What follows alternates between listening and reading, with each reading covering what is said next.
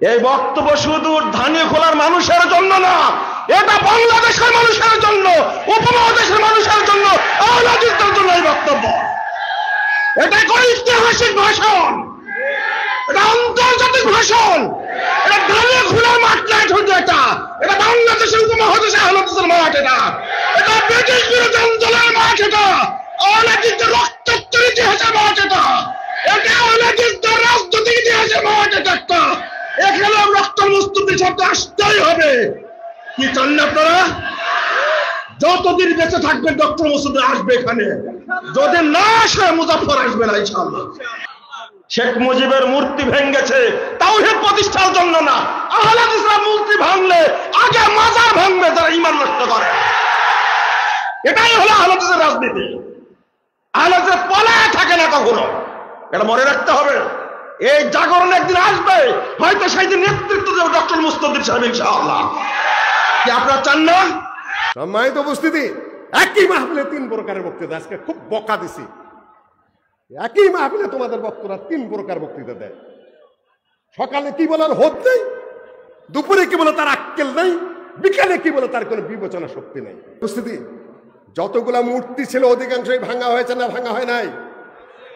অধিকাংশই ভাঙা হয়েছে। মুজাফফর কয়টা ভাঙছে? শেখ আব্দুর রাজ্জাক কয়টা ভাঙছে? আব্দুল্লাহ বিন আব্দুর রাজ্জাক কয়টা ভাঙছে? মুসলিউদ্দিন কয়টা ভাঙছে? খালি ওয়াজই করছে এরা। মূর্তি ভাঙ্গা তো দূরস্থান, মূর্তির এই গায়ে একটা আসর দেওয়ার যোগ্যতাই হুজুরদের নেই। খালি বক্তৃতার কোথা ফাঁদা। এই জন্য বলছে আর কোথা ফাঁদা করে হুদাই বেউকুফি আমি করবো না, আমাকে দেখো না। কাজ যারা করার তারা কাজই করে, আর আহলে হাদিসের কাছে চাপাবাজি করে। তবে কিছু মনে করেন না, আবার পরে তাও এরা তাওহীদের পক্ষে কথা বলে, সুন্নতের পক্ষে কথা বলে, সহিহ হাদিসের পক্ষে কথা বলে। এটাকে আমি খাটো করতেছি না, এটা করতেই হবে। বহু মানুষ দাওয়াত গ্রহণ করেছে, কিন্তু শুধুমাত্র দাওয়াতি কাজে কোনো কিছুর বাস্তব পরিবর্তন ঘটে না। চাচা, এই যে কি ওর নাম, সালমান এফ রহমান, এনার সাথে গালেবের যে এত খাতির, এটা কি শয়তানি কাম না? আমি 96 সালে হাসিনার গোলাম আজমের যে পার্টি পাঠবি, এটাই বিলি শিখাস না? কি শিখাতে চাও মুসলিউদ্দিনের? ওটা পলিটিক্যাল স্ট্যান্ড, ওটা হতেই পারে। গালেবের যদি ওখানে দোষ হয়ে থাকে, শয়তানি কাজ, তাহলে তোমরা এই বিলিসি করেছো 96 সালে। কাজেই মুখ খুলো না, বাজে কথা বলো না। সবারই জ্ঞান আছে, সবারই বোধ শক্তি আছে। আমরা এদেশে ভেসে আসিনি। কথা সাবধানে বলো, ভালো পথে চলো, সমালোচনা করো না, কু কথা বলো না। তোমরা যে একটা কত কথা বলো, 100 কু কথা বলার মতো দলিল এই মুসলিমদের মাথায় আছে। তারা সবার আগে দাওয়াত দেওয়া পূজা শুরু করলেন কেন? ব্রেন কি হাঁটুর মধ্যে? মানুষ কি সব বেক্কেল বেউকুফ নাকি? কি বলেন আর কি করেন? বসে থাকতেন ইবনে তাইমিয়ার মতো জেলে, বুঝতাম যে আপনারা দেখেন ভালো। ইমাম আহমদ হাম্বলের মতো 3 সরকার আমল জেল খাটতেন, যে আমি মানি না, এগুলা বুঝি না, তাও বুঝতাম। দুনিয়ার স্বার্থ যত, সব দিক দিয়ে লুটপাট করছেন, অন্যের জায়গায় বসে খুব হাওয়া খাচ্ছেন, এদিকে ফতোয়া মারছেন, আবার ওদিকে যে আবার পাও চাটতেছেন। একসাথে কত রঙের খেল আমার আহলে হাদিস কাটাতে, একসঙ্গে কত রঙের খেল, খেলটার কতদিন চলবে? এই জন্য আমি বলেছি, তোমরা এক মাঠে 3 প্রকারের বক্তৃতা দিতে থাকো। আমার পক্ষে আর এগুলা করা সম্ভব না এই কম নিয়ে। আমি বলি ভালো হয়ে যান, এক পথে আসেন।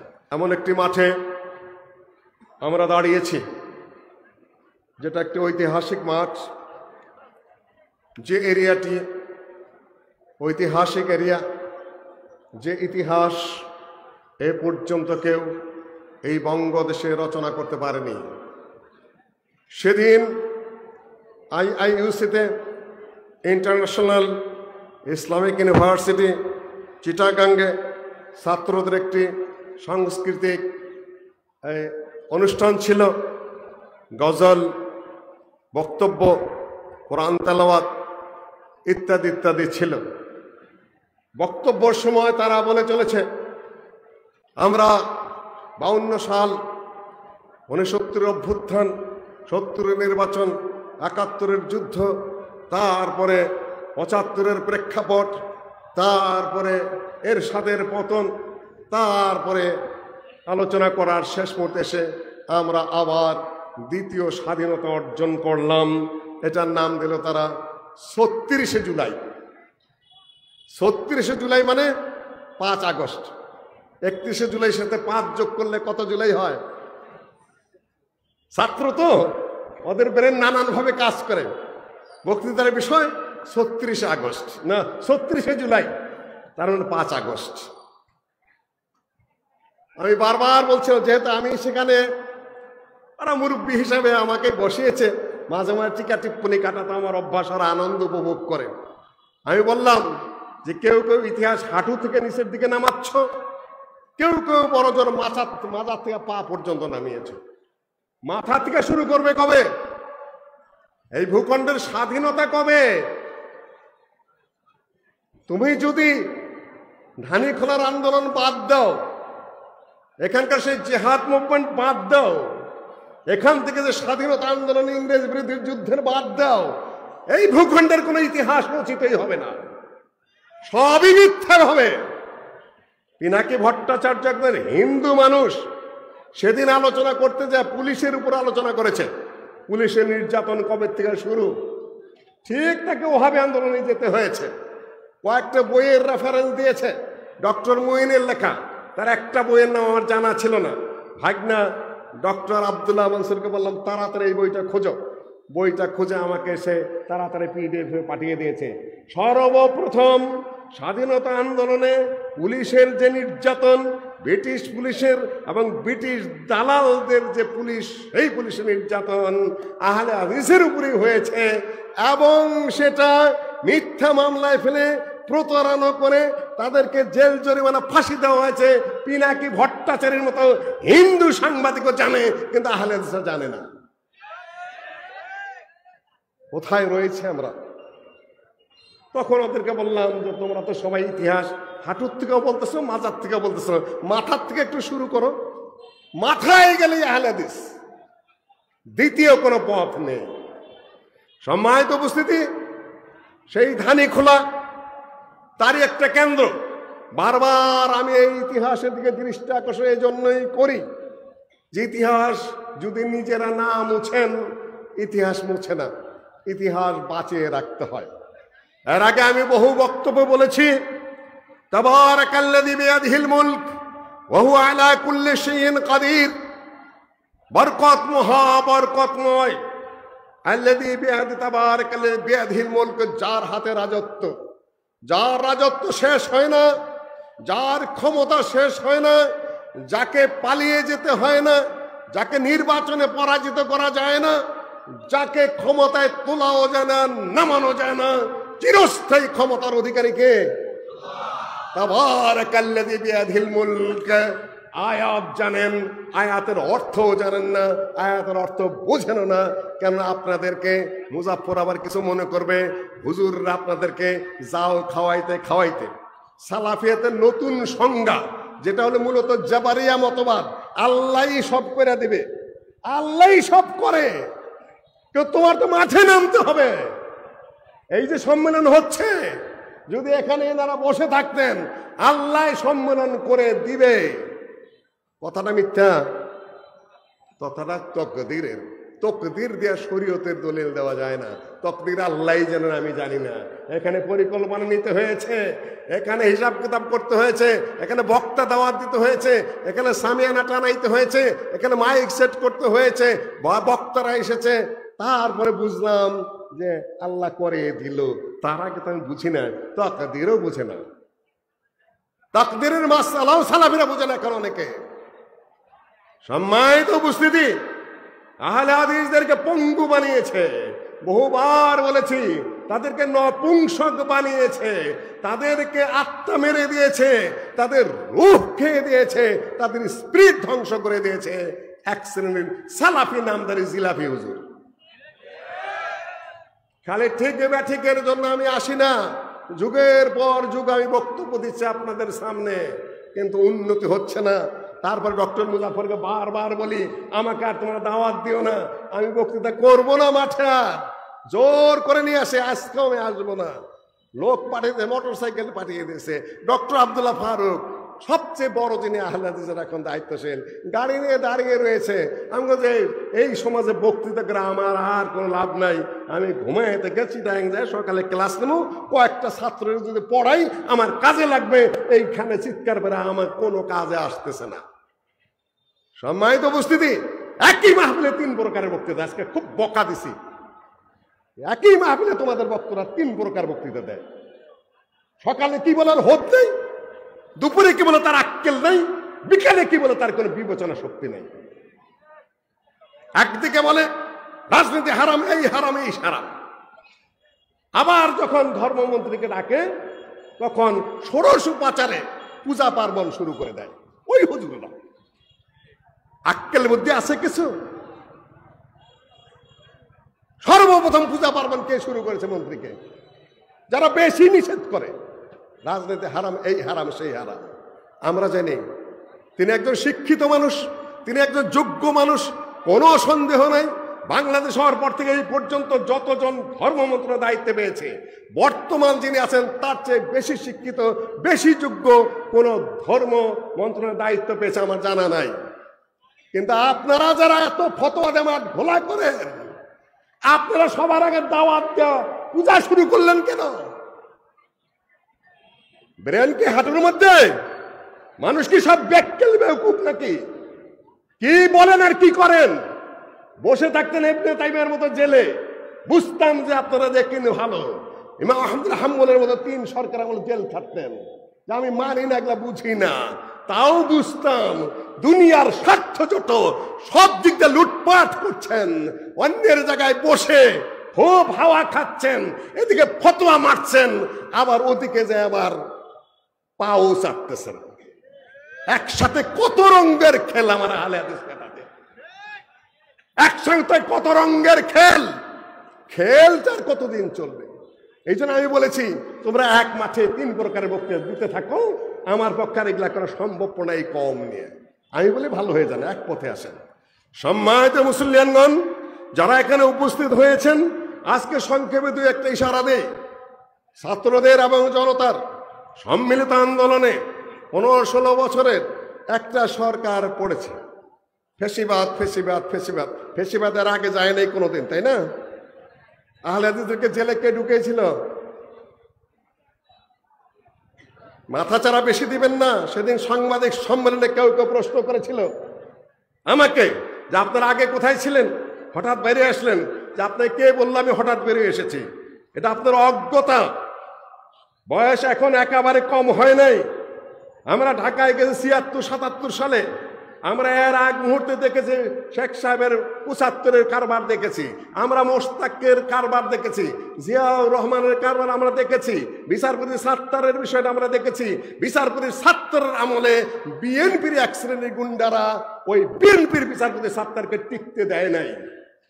এর সাথে হঠাৎ করেই ঢুকে নাই, ওখানে পরিবেশে উশৃঙ্খল গ্রুপ সৃষ্টি করেছিল। এজন্য গোটা বিএনপিকে দায়ী করা যাবে না, এটা আমাদের দেখা ইতিহাস, আপনি বললে হবে। তারপরে এরশাদের যুগ আমরা দেখেছি, হাসিনার সাথে এরশাদের আপোষ দেখেছি, তারপরে হাসিনার সাথে জামাতের আপোষ দেখেছি আমরা। 96 সালে একদল আরেক দল হাতে পায়ে ধরে সালাম করছে। আমাকে সেদিন ফোন করে আমার এক ভাতিজা বলতেছে, চাচা এই যে কি ওর নাম যাইতেছে সালমান এফ রহমান, এনার সাথে গালেবের যে এত খাতির, এটা কি শয়তানি কাম না? আমি 96 সালে হাসিনার গোলাম আজমের যে পার্টি পাঠবি, এটাই বিলি শিখাস না? কি শিখাতে চাও মুসলিম রে? ওটা পলিটিক্যাল স্ট্যান্ড, ওটা হতেই পারে। গালেবের যদি ওখানে দোষ হয়ে থাকে, শয়তানি কাজ, তাহলে তোমরা এই বিলিসি করেছো 96 সালে। কাজেই মুখ খুলো না, বাজে কথা বলো না। সবারই জ্ঞান আছে, সবারই বোধ শক্তি আছে। আমরা এই দেশে ভেসে আসিনি।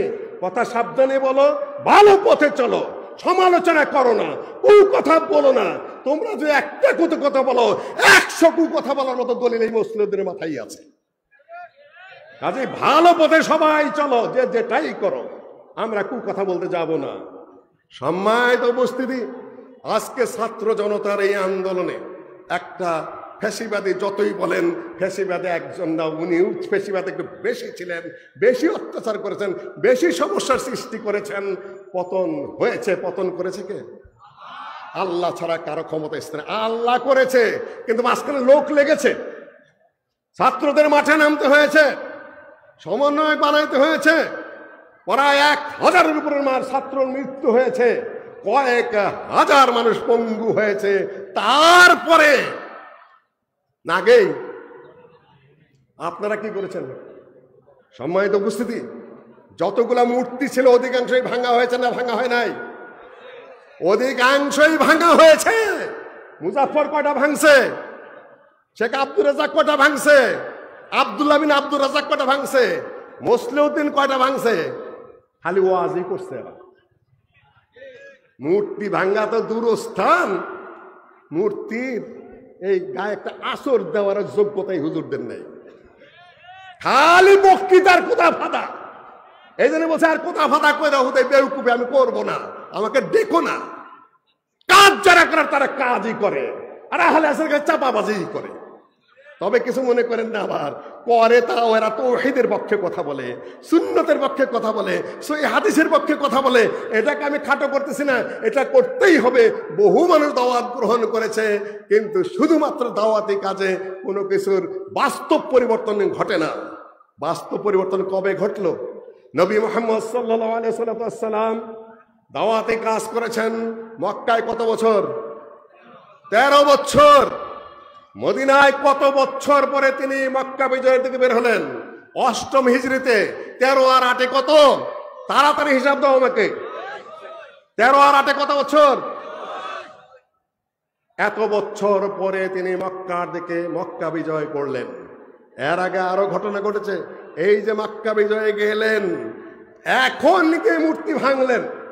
মূর্তি ভাঙলেন, বাপের মূর্তি আগে ভাঙলেন। বাবা কেরা?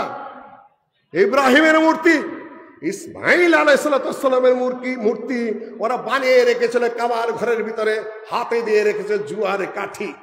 আল্লাহ নবী বললেন কাতালাহুমুল্লাহ, ওদেরকে আল্লাহ ধ্বংস করুন। ওয়াকাদ আলিমু, তারা জানে যে এরা দুই বাপ বেটা কোনদিন জুয়া খেলে নাই, নিজেরা যেহেতু জুয়া খেলে, নিজেরা যেহেতু শিরক করে, সুতরাং ইব্রাহিম আলাইহিস সালাম এবং ইসমাইল আলাইহিস সালামের হাতে জুয়ার কাঠি দিয়ে রয়েছে। নিজে তিনি মূর্তি ভাঙলেন না, রেখে দিলেন যে বাবার মূর্তি থাক। কোনটা? কত সালে? 8মে। এর আগে আবার তিনি তোয়াফ করেছেন কাবার ঘর, যেটা ওমরা কাজা ছিল, ওমরা করতে পারেন নাই যেটা, সেটা মূর্তি থাকা অবস্থায় তোয়াফ করেছেন না মূর্তি না থাকা অবস্থায় তোয়াফ করেছেন? মূর্তি কাবার ঘরে স্টিল ছিল, ওই অবস্থায় আল্লাহ নবী তোয়াফ করেছেন। এখন ফতোয়া কি দিবে আমার হুজুররা? আল্লাহ নবী শিরক করছেন কিনা? কাবার ঘরে মূর্তি আছে, সেই কাবার ঘরে যদি আপনি তোয়াফ করেন, তাহলে আপনি মুশরিক না মুমিন? জবাব কি? ওই জবাব তো দিচ্ছেন না, জবাব নাই, তাই না? জবাব দিতে পারবেন না তা আমি জানি, একঘেয়ে আওয়াজ হয়। বুঝতে হবে আপনাকে মাথায় সবকিছু নিয়ে, আল্লাহ নবীর গতিবিধি নিয়ে বলেন যে আল্লাহ নবীর পদ্ধতিতে হতে হবে। মুসলিমদের খালি তুমি রাজনীতি করো কেন? আল্লাহ নবী যেভাবে করেছেন সেইভাবে। আল্লাহ নবী মূর্তি ছিল কাবার ঘরে, অমত অবস্থায় আল্লাহ নবী তোয়াফ করেছেন কাবার ঘর। তিনি মুশরিক না মুমিন? কিভাবে কাবার ঘরে মূর্তি আছে, কিভাবে তোয়াফ করলেন তিনি? একটা গতি, একটা পদ্ধতি, একটা সিস্টেম আপনাকে পৌঁছতে গেলে মাঝখানে বহু কিছু সামনে পড়ে, ওগুলাকে ডিঙ্গে যেতে হয় লক্ষ্য পানে। আপনি যদি ওই সময় ফতোয়া দিতেন, তাহলে আল্লাহ নবী কাবার ঘর তোয়াফ করতে পারতেন না, কেন? ভিতরে মূর্তি রয়েছে। কিন্তু আপনি যদি লক্ষ্যপৃষ্ঠভাবে ওই কাজ করেন, আপনি মুশরিক হবেন। লক্ষ্য যদি সামনে থাকে, আল্লাহ আপনাকে মাফ করে দিবেন।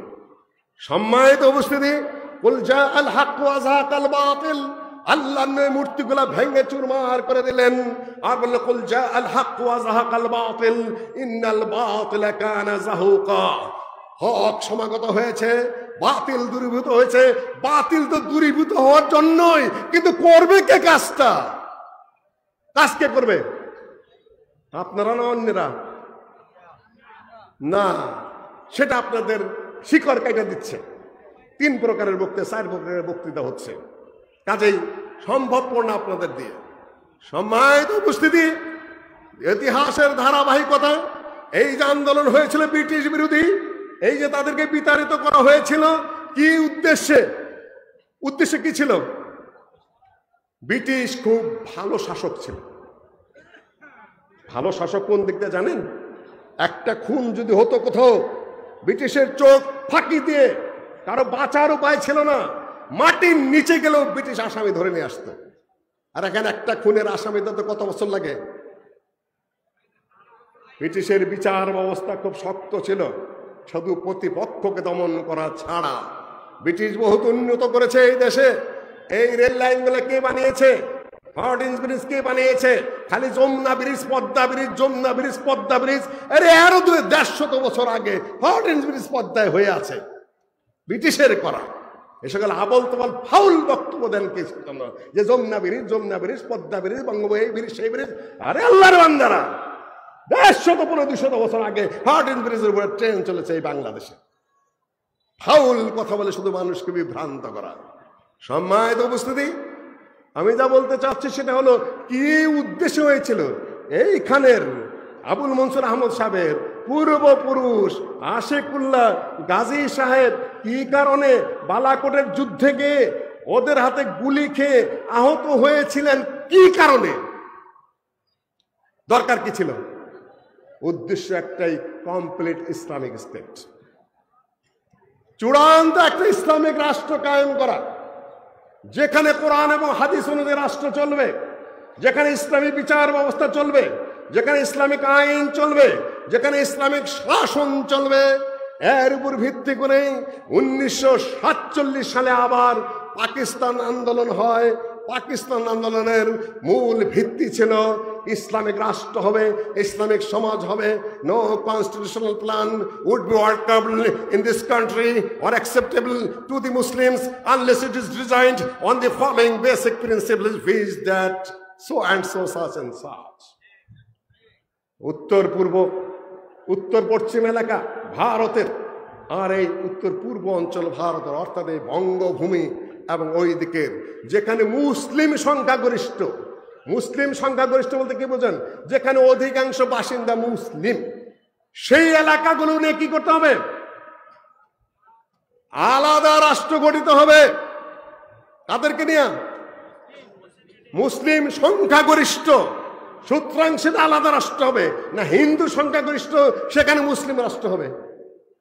আপনি ইতিহাস শিকার নতুন করে এই মাজার থেকে আর হাঁটুর থেকে হাজলামি করার জায়গা পান না, তাই না? কোন ভূখণ্ডে বাংলাদেশ? প্রশ্ন এইটা। সংবিধানের প্রথম পাতায় কি লেখা আছে? পড়ো নেই তোমরা, রাজনীতি করো, অকথ্য বাজে লোকের দল, ফাউল লোকগুলা নেতৃত্ব করে পড়াশোনা ছাড়া। প্রথম পাতায় কি লেখা আছে? যে ভূখণ্ডটি পাকিস্তান ছিল, যে সীমার মধ্যে পাকিস্তান ছিল, সেইটাই বাংলাদেশ। তাহলে পাকিস্তানের যে ভূখণ্ড, সেটা কোনটা? কি কারণে হয়েছিল সেটা? সম্মানিত উপস্থিতি, ভূখণ্ড আহলে হাদিসরা দিয়েছে, ভূখণ্ড স্বাধীনতা আহলে হাদিসরা দিয়েছে। তোমরা ইতিহাস মাজার থেকে শুরু করেছো, মাজার থেকে হাঁটু থেকে ইতিহাস হয় না, আর ওগুলা টিকে না। হিস্টোরি রাইটস ইটসেলফ, ইতিহাস নিজেই নিজেকে রচনা করে। বহু কিছু দ্বারা তোমরা বহু কিছু আবৃত করেছ, যুগের পর যুগ নিজেদের ভাব মতো ইতিহাস আবার ফিরে আসছে। এখন উন্মুক্ত চতুর্দিকে কথা উঠছে যে পাকিস্তান থেকে মধ্যম ইতিহাস। পিনাকি ভট্টাচার্য হিন্দু বলছে না, আজাদি আন্দোলনের ইতিহাস শুরু করেছে আহলে হাদিসরা। আহলে হাদিসরা ওহাবি বলেছে সেইখানে পুলিশের নির্যাতন আগে শুরু হয়েছে। ইতিহাস তার জায়গায় যাবেই যদি আপনি আপনার রাস্তায় দাঁড়িয়ে থাকেন, যদি আপনি আপনার পথে দাঁড়িয়ে থাকেন। ইতিহাস তার নিজস্ব গতিতেই চলবে, ইতিহাসকে কেউ ঠেকাইতে পারবে না। সম্মানিত উপস্থিতি, আমি আপনাদেরকে শুধুমাত্র এইটুকু বলে যাচ্ছি, একটু আগে যেতে হবে আপনাদেরকে। কতগুলা বিষয় ঘটেছে এখানে। এই দেশে মৃত্যুবরণ করেছে, কমিউনিজম মৃত্যুবরণ করেছে, সোশ্যালিজম মৃত্যুবরণ করেছে। এই দেশে যে রাজনৈতিক ধারার বিভিন্ন ব্যাপার স্যাপার, সেগুলা মৃত্যুবরণ করেছে। একটা নতুন ধারার সৃষ্টি হবে। এখন এগুলা হলো ঐতিহাসিক স্বাভাবিক ধারাবাহিকতা, ইতিহাস মাঝখান থেকে রচিত হয় না।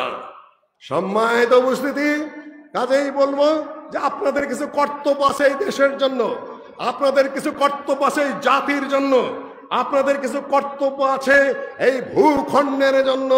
আপনাদেরকে জাগরিত হতে হবে, আপনাদের বক্তব্য দিতে হবে, আপনাদেরকে বক্তব্য বুঝতে হবে, আপনাদের কথা আপনাদেরকে এগিয়ে নিয়ে যেতে হবে। এখানে বসে থাকার অবকাশ নাই। আগে আমি আপনাদের সামনে আয়াত তেলাওয়াত করেছি, কুলিল্লাহুম্মা মালিকাল মুলক তুতিল মুলকা মান তাশা ওয়া তানজিউল মুলকা মিম্মান তাশা ওয়া তুদিল্লু মান তাশা ওয়া তুইজ্জু মান তাশা বিয়াদিকাল খায়র ওয়া হুয়া আলা কুল্লি শাইইন কাদির।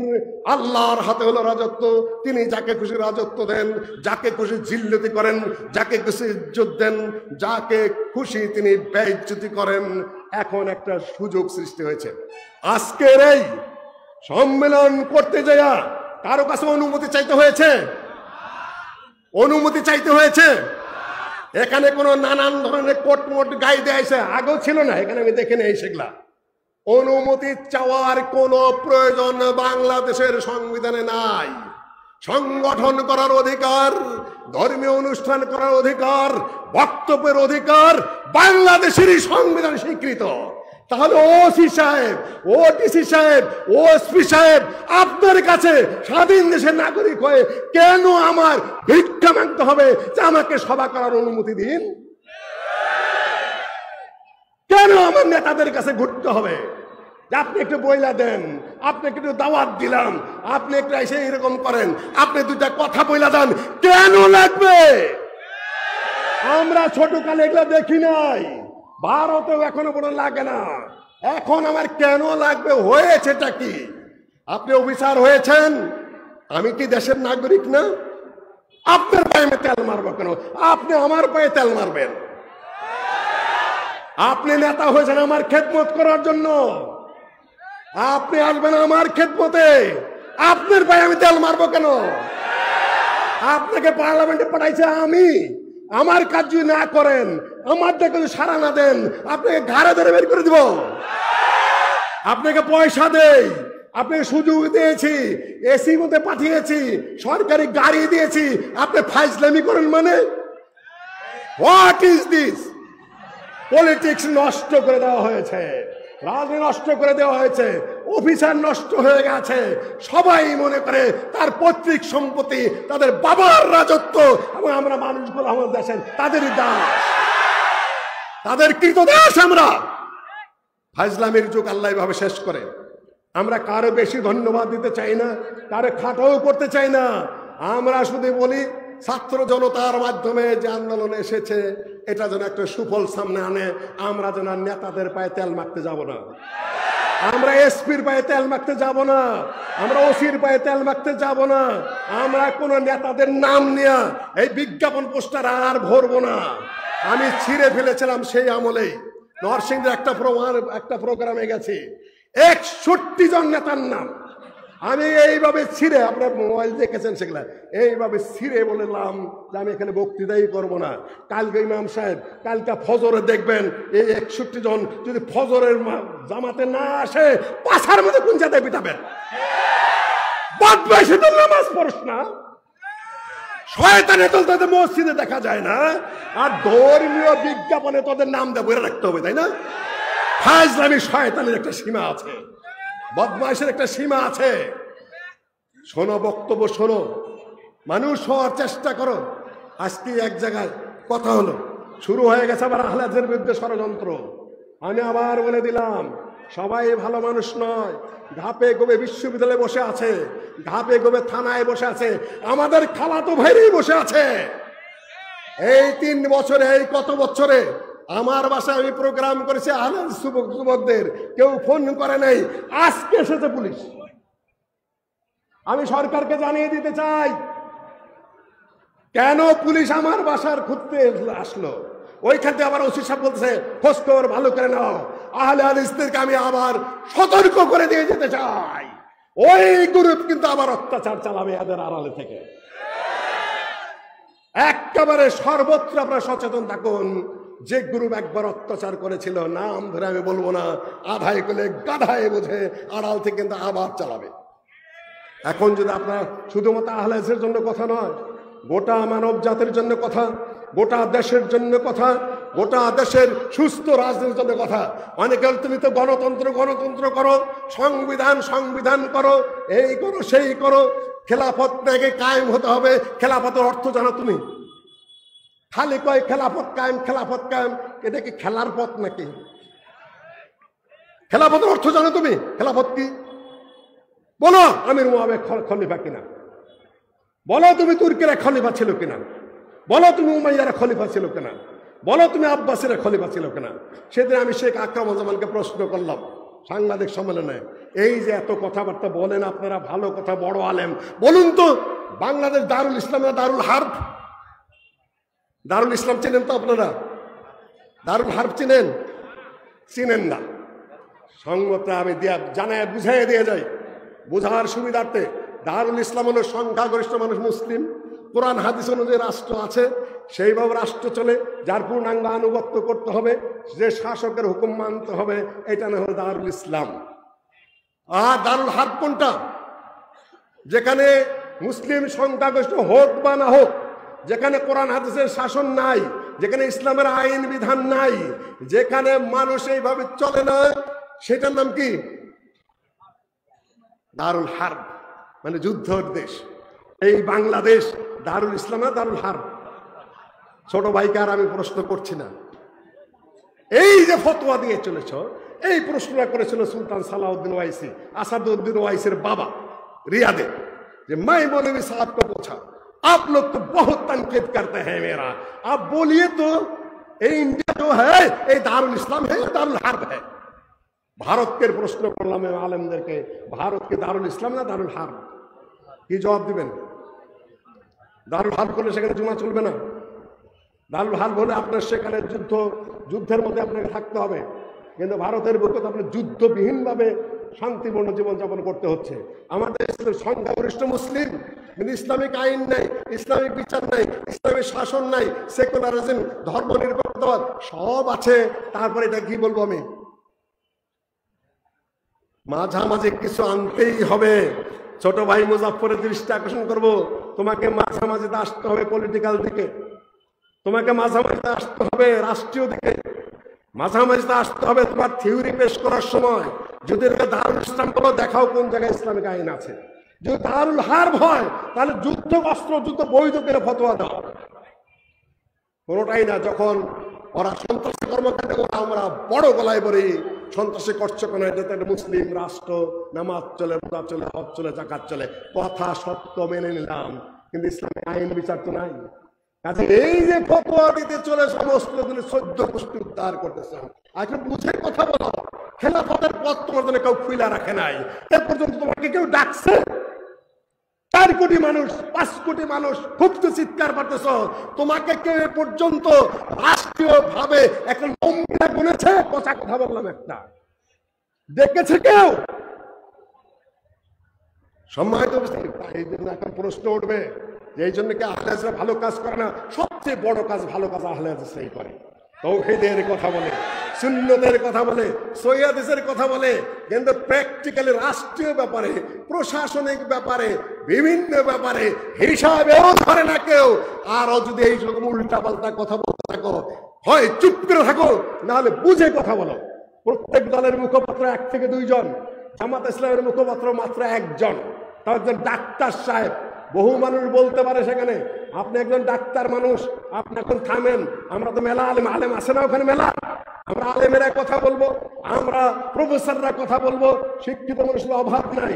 যাকে আমির বানিয়েছে তিনি একা কথা বলেন।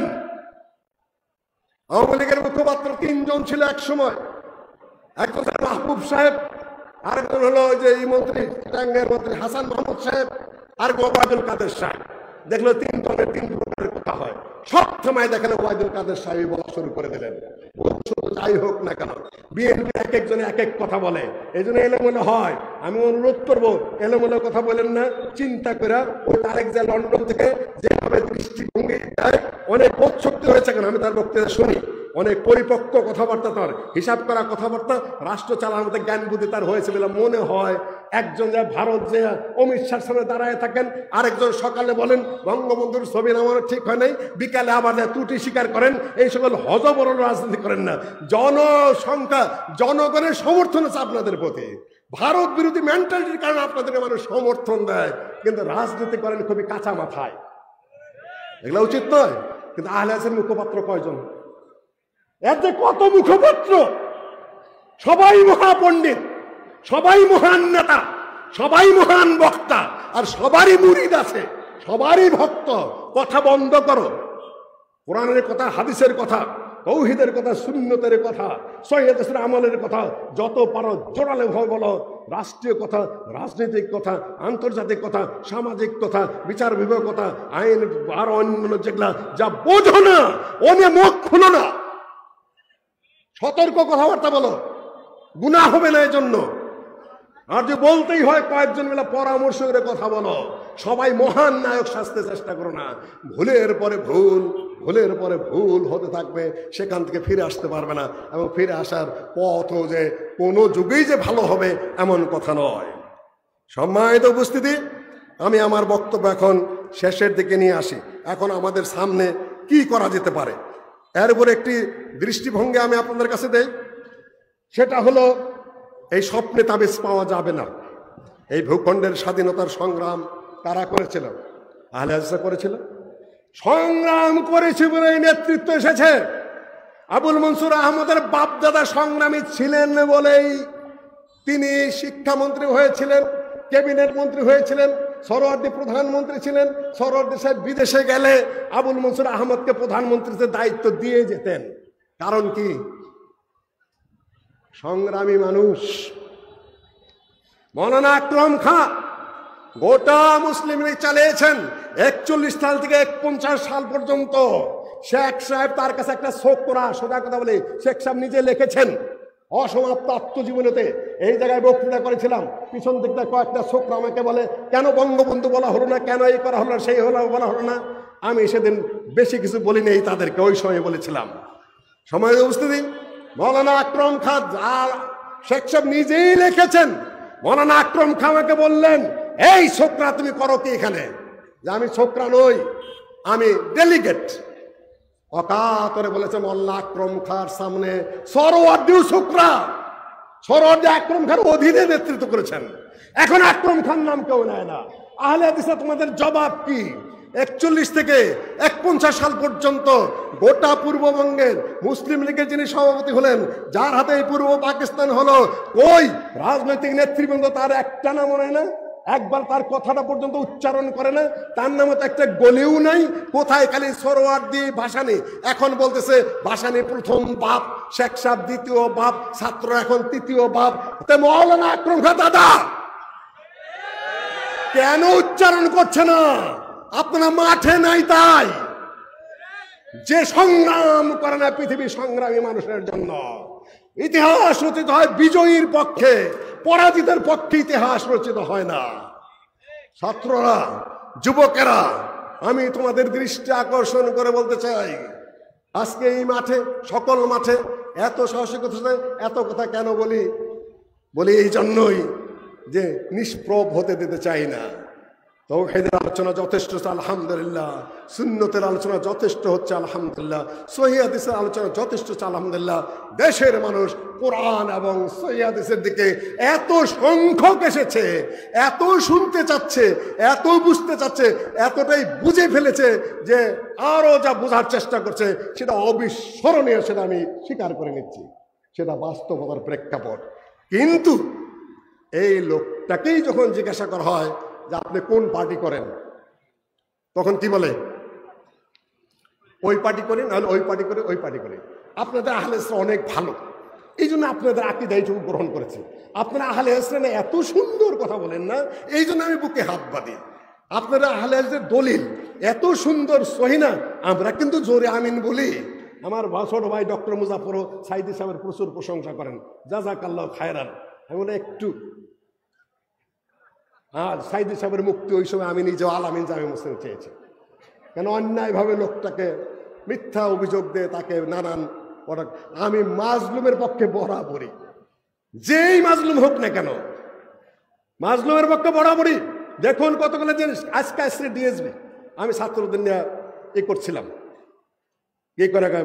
আলোচনা করছিলাম আদাবরের এক জায়গায়, হঠাৎ করে সে উপস্থিত, সেইখানে আমি শুনিয়ে দিলাম দেখুন কতগুলো কমন সেন্স আছে।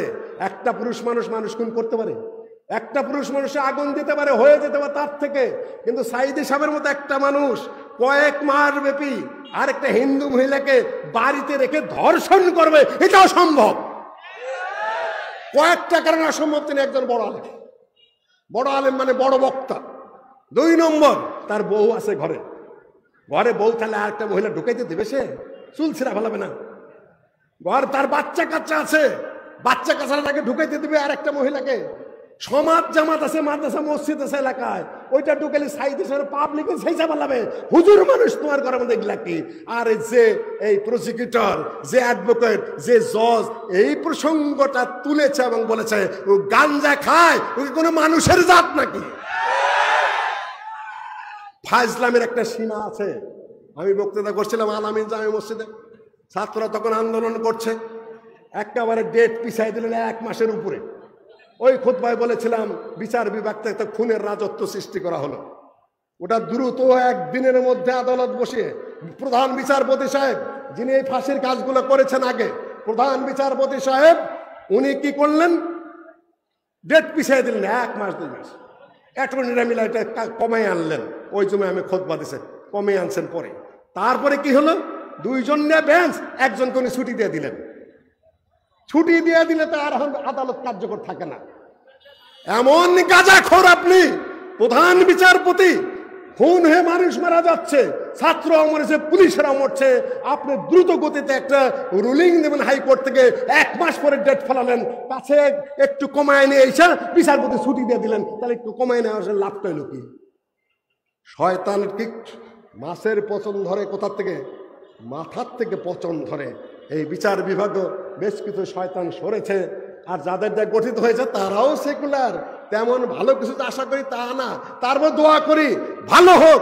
মাত্র 20টা বেঞ্চ গঠন করা সম্ভব হয়েছে, 100-র উপরে বেঞ্চ। আমাদের সময় গালেব সাহেব যখন জেলে তখন 52টা বেঞ্চ ছিল, এখন 100-র উপরে মাত্র 20টা, আর 80টা কাদের দিয়ে গঠন করবেন? এতটুকু লোক পাওয়া যাচ্ছে না। ডক্টর সাহেব গেলে ওয়াজ করে, আমি বলি যে প্রয়োজন পড়বে একসময় সৎ লোকের, একসময় বিচারকের 6000 পুলিশ নেবে, যদি বাছাই করে নেয় সৎ ছেলে পেলে 3000ও পাবে না। বিচারপতি পাওয়া যাচ্ছে না এখন। এখন নেতা যদি ঠিক বাছাই করা হয়, ওই দিক থেকে তারেক যে বক্তব্য দিচ্ছে আমার কাছে ভালো মনে হচ্ছে। আরো অন্যান্যরা দেশের যারা, তারা ভালো নেতৃত্ব চাচ্ছি। এখন ভালো নেতৃত্ব 300 বাইর করে নেই বাংলাদেশ থেকে, যে অতীতে ঘুষ খায় নাই, যে অতীতে জমির দখল করে নাই, যে অতীতে খুনাখুনির সাথে জড়িত না, যার বিরুদ্ধে অন্যায়ের মামলা হয় নাই, 300 লোক বের করেন। অত সোজা নয়।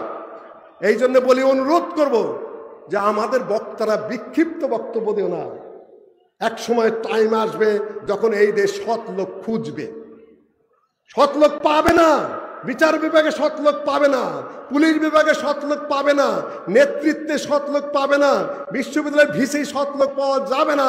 মানুষ খুঁজবে যে আমাদের একটা সৎ লোক নেতা হতো, লিড দিতে পারতো, পাবে না। কাজেই যা উৎপাদন করেছ ডক্টর মুজাফফর সাহেবরা, ভালো কাজ করেছ, কিন্তু একটু ইন্সপিরেশন দাও।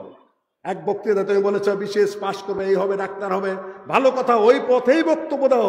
এখন যেখানে আমার নিকট আত্মীয়, আমি বলেই দিই, আজকে ফাঁস করে দেই, উপদেষ্টা হয়েছে, অর্থাৎ আমার বড় মেয়ের জামাই, সোজা কথা, বর্তমান সরকারের উপদেষ্টা।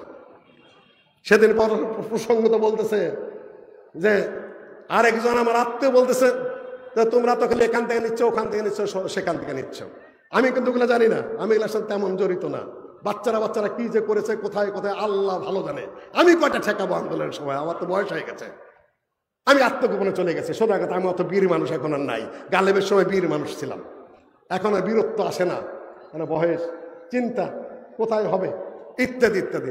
বললো যে এখন যদি আমি নিয়োগ দিতে যাই, আওয়ামী লীগ সরে গেছে, জামাত ছাড়া আর বিএনপি ছাড়া আপনার লোক দেন, আমরা নিয়োগ দিব। আওয়ামী লীগ সরে গেছে, পোস্ট বহু জায়গায় খালি। এখন আমি লোক পাবো কোথায়? হয় জামাত থেকে আসবে, না হলে কি বিএনপি থেকে আসবে। আমি তৃতীয় পক্ষ পাবো কোথায়? লোক তো তৈরি করো নাই, তৈরি তো খালি মুন্সি তৈরি করছো যুগের পর যুগ। এখন লোক দাও, সেটা আমি ঘোষণা দিয়েছি। এই কামরা তাড়াতাড়ি লাইন ধর, দাড়ি মুখে আছে একটু, তোদেরকে আগে নিবে। এখন মাপে খাটে না, 1/2 ইঞ্চি ছোট হয়ে গেছে। এই পৃথিবীটা এরকমই। আমি আর কথা বাড়াইতে চাই না, আপনারা জেগে উঠুন। আকীদার দিক দিয়ে জেগেছেন যেমন, আমলের দিক দিয়ে জেগেছেন তেমন, সহিদের দিকে জেগেছেন কেমন। এই ভূখণ্ডটা আপনাদের, এখানে আপনাদের ভালো মানুষ দিতে হবে, যোগ্য মানুষ। তবে যোগ্য মানুষ একটা বিষয় আছে, খুব সততা থাকলে বেশি যোগ্যতার দরকারও পড়ে না। Honesty is the best policy. দরকারই পড়ে না। ভারতের president Zail Singh matric pass না, খালেদা জিয়া মেট্রিক পাস না, হাসিনা কোনো চাইনা মানে পাস, তারপর নেতৃত্ব দিয়েছে, তাই না? সততার কথা আমি এখানে তুলবো না, কিন্তু সেই যোগ্য মানুষগুলা যোগ্য জায়গায় সেট করতে হবে। এই আবার ওই কথাটাই রিপিট করব। মূর্তি কে ভেঙেছে দেশের? ভেঙেছে, তাই না? আর মক্কার কাবার ঘরে মূর্তি কে ভেঙেছিল? নবী মুহাম্মদ সাল্লাল্লাহু আলাইহি সাল্লাম এবং সাহাবীগণ। ভালো কাজ মূর্তি ভাঙা না খারাপ কাজ? আপনাকে সেই যোগ্যতা অর্জন করতে হবে, রাষ্ট্রীয় ক্ষমতা, সেই পাওয়ার, সেই সংগ্রামী জীবন, সেই মানসিকতায় অভ্যস্ত হতে হবে। আমি আবার বলছি, ইতিহাস বীরের পক্ষে রচিত হয়, বিজয়ীর পক্ষে রচিত হয়, বিজেতার পক্ষে নয়।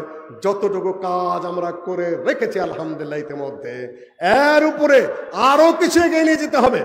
রাজনৈতিক জ্ঞান, সামাজিক জ্ঞান ইত্যাদি আল্লামা আব্দুল হাই কাফি সাহেব বহু বইয়ে লিখে গেছেন। আমাদের আন্তর্জাতিক জ্ঞান লাগবে, জাতীয় জ্ঞান লাগবে, আইনের জ্ঞান লাগবে, বিধানের জ্ঞান লাগবে, শাসনের জ্ঞান লাগবে। আমাদের উপযুক্ত হতে হবে, আন্তর্জাতিক চক্রান্ত বোঝার মতো ক্ষমতা আমাদের থাকতে হবে। রাষ্ট্র কি ঘটে আমাদের বুঝতে হবে। ছাত্ররা, যুবকেরা যারা এসেছ তাদেরকে বলবো, এত তাড়াহুড়ার কিছু নাই, এখানে ইতিহাস শেষ হয়ে গেছে তা নয়, আর এটা টিকে থাকা মনে গ্যারান্টি নেই, কিন্তু তোমরা তৈরি হও, এ দেশ তোমাদেরকেই ডাকবে। আমি সকলের কাছে ক্ষমা চাই, আর আহলে হাদিস আলেম ওলামাদেরকে বলবো যে এই সকল সাইডে না বুঝে কথা বলেন না, কয়জন মিলা ধীর স্থির হয়ে কথা বলেন, যাতে স্ববিরোধী কথার মাধ্যমে মানুষ বিভ্রান্ত না হয়। वक्त फुर्सत कहा है, काम अभी बाकी है, नूरे तौहीद के इतमाम अभी बाकी है। কেবল পরিবর্তিত সূচনা। এই যে একটা সুযোগ এসে কথা বলার, গুছিয়ে কথা বলো, লাইনে কথা বলো, পদ্ধতিগতভাবে কথা বলো। সামনে কি হবে তা আল্লাহ ছাড়া কেউ জানে না, তবে আমরা ভালো কামনা করি। আর একটা দোয়া করবে এই দেশটার জন্য। দেশ যে ঝুলন্ত অবস্থায় আছে, এখন কয়েকজন উপদেষ্টা নিয়ে রাষ্ট্র যেভাবে যা হচ্ছে, এটা ঝুলন্ত পরিস্থিতি। সামনে কারা ক্ষমতায় আসবে এমনিতেই বোঝা যায় কারা আসবে, তাই না? আপনারা সংযত চলবেন। ফ্যাসিবাদের বিরুদ্ধে আন্দোলন হয়েছে, শুধুমাত্র একটা দলের বিরুদ্ধে নয়, স্লোগান কিন্তু ফ্যাসিবাদ। আপনারা যদি ফ্যাসিবাদ করেন, ওই একই কেসে পড়ে যাবেন। দলের নাম বড় কথা না, ওটা অন্যায়, ওগুলো হারাম কাজ, ওগুলো খারাপ কাজ। খারাপকে আমরা খারাপ বলবো, ভালোকে আমরা ভালো বলবো। যাদের সম্ভাবনা, তাদের বলতে আশা থাকলো, দোয়া থাকলো যে আপনারা কারো উপরে কোনোভাবে অত্যাচার করবেন না, নির্যাতন করবে না। আমরা যারা ভালো পথে থাকবে, ডক্টর আব্দুল বারীর একটা কথা আছে, স্যারের কথা আছে, যারা ইসলামের যত কাছে আমরা তাদের তত কাছে, যারা ইসলাম থেকে যত দূরে আমরা তাদের থেকে তত দূরে। কিন্তু ইসলামের নাম নিয়ে যদি আবার আহলে হাদিসকে প্রতিপক্ষ মনে করে অত্যাচার শুরু করতে চান, তাহলে কিন্তু বসে থাকতে পারবেন না। ওই সুযোগ, ওটা আমরা দেখে এসেছি। ভালো জানি, ভালো পথে থাকেন, আলহামদুলিল্লাহ, সৎ পথে থাকেন, ন্যায় পথে থাকেন, কিন্তু কুচক্রী ইসলামকেও চালাইতে আসবেন না। আমি অনুরোধ করে গেলাম, আর আপনাদেরকে জেগে থাকার জন্য আমি অনুরোধ করে গেলাম। আকুলু কওলি হাযা ওয়াস্তাগফিরুল্লাহ ওয়া লাকুম আজমাইন। আসসালামু আলাইকুম ওয়া রাহমাতুল্লাহি ওয়া বারাকাতুহু।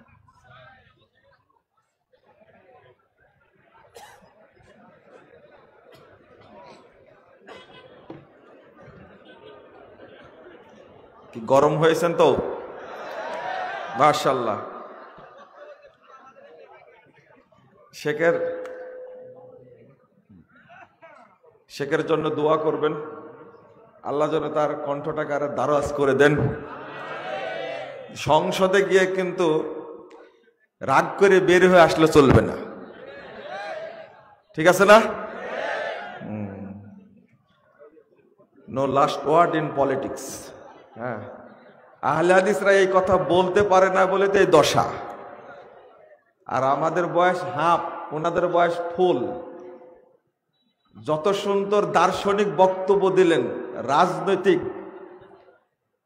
অর্থনৈতিক, রাষ্ট্রিক, এটা এই পূর্ণাঙ্গ বয়স পাওয়ার পরেও আহলে হাদিসদের একটা মুখপাত্র তারা দাঁড় করাতে পারেননি। আমরা বয়স হাঁটু পর্যন্ত আসছে, আমরা কেমনে দাঁড় করাবো? কি দোষটা আমার, আপনাদের? এত বড় একজন মাপের প্রফেসর, নিজের দুর্বলতা নিজেই আমরা প্রকাশ করছি। কেন নেতৃবৃন্দকে কানে ধরে বসানো যায় না? হাসিনাকে নামানোর জন্য জাতীয় ঐক্যবদ্ধ হয়েছে। এই আহলে হাদিস তরুণরা একদিন এই মুরব্বীদেরকে এক মঞ্চে নিয়ে আসার জন্য কানে ধরে এক মঞ্চে বসাবে ইনশাআল্লাহ। কি ঠিক হয়েছে? তখন মুখপাত্র একজনই হবে, ফখরুল ইসলাম সাহেব। কত বুঝেননি? ঐক্যই নাই। উনিও মাঠের মানুষ, আমিও মাঠের মানুষ। যখন জাতি বিপদে পড়েছে আমাকে শিখিয়ে দিয়েছেন, যা আছে বলো। রাজপথে 5 সাল তখন ভাষণ দিছি, আজকে 24 সাল। 5 সালে ভাষণ দিছি বাইতুল মোকাররমের উত্তর গেটে দাঁড়িয়ে, 6 সালে ভাষণ দিছে মুক্তাঙ্গনে দাঁড়িয়ে, তখন দাঁড়িয়ে উঠেনি। দুর্ভাগ্য, ওই আবার 2005 সাল আসা লাগবে। আহলে হাদিসদের উপরে যখন মুসিবত আসবে তখন সব হুজুর ঐক্যবদ্ধ হবে ইনশাআল্লাহ। গল্প শোনাইছিল একজন, আজ শুনলাম না। আমি শেখের হায়াত কামনা করি, যে কথাগুলো বললেন এটা তো রাষ্ট্রীয়ভাবে বাস্তবায়ন করা যায়। শেখ মুজিবের মূর্তি ভেঙেছে তাওহীদ প্রতিষ্ঠার জন্য না। আহলে হাদিসরা মূর্তি ভাঙলে আগে মাজার ভাঙবে যারা ঈমান নষ্ট করে। এটাই হলো আহলে হাদিসের রাজনীতি। আহলে হাদিস পলায় থাকে না কখনো, এটা মনে রাখতে হবে। এই জাগরণ একদিন আসবে, হয়তো সেই দিন নেতৃত্ব দেবে ডক্টর মুস্তাফিজ সাহেব ইনশাআল্লাহ। কি আপনারা চান না? ধানীখোলার মাঠে না আসলে এই বক্তব্যগুলো বের হতো। কি কষ্ট করে নিয়ে আসা লাগছে তার হিসাব নিকাশ নাই। এই বক্তব্য শুধু ধানীখোলার মানুষের জন্য না, এটা বাংলাদেশের মানুষের জন্য, উপমহাদেশের মানুষের জন্য, আহলে হাদিসদের জন্য এই বক্তব্য। এটা কোন ঐতিহাসিক ভাষণ, এটা আন্তর্জাতিক ভাষণ। এটা ধানীখোলার মাঠ নয় শুধু, এটা বাংলাদেশের উপমহাদেশের আহলে হাদিসের মাঠ। এটা ব্রিটিশ বিরোধী আন্দোলনের মাঠ। এটা আহলে হাদিসদের রক্তাক্তের ইতিহাসের মাঠ। এটা আহলে হাদিসদের রাজনৈতিক ইতিহাসের মাঠ। এটা এখানে ডক্টর মুস্তাফিজ সাহেবকে আসতেই হবে। কি চান না আপনারা? যতদিন বেঁচে থাকবেন ডক্টর মুস্তাফিজ আসবে এখানে, যদি না আসে মুজাফফর আসবে না ইনশাআল্লাহ।